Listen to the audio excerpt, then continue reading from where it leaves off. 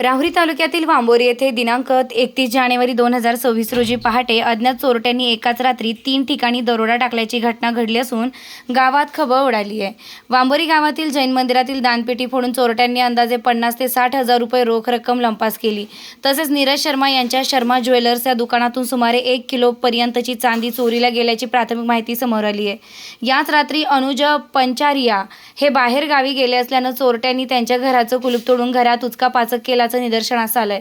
विशेष म्हणजे सर्व चोरी व दरोड्याच्या घटना गावाच्या मध्यवर्ती व भर बाजारपेठेतील परिसरात घडल्या असून चोरट्यांनी अतिशय धाडसानं व नियोजनपूर्वक चोरी केल्याचं नागरिकांचं म्हणणं आहे। घटनेची माहिती मिळताच पोलीस पथक व श्वान पथक घटनास्थळी दाखल झालं असून या प्रकरणाचा पुढील तपास पोलीस करत आहेत। एकाच रात्री गावाच्या मध्यभागी 3 ठिकाणी दरोडा पडल्याने वांबोरी गावात भीतीचं वातावरण पसरलं असून नागरिकांकडून गावात पोलीस गस्त वाढवण्याची मागणी होत आहे।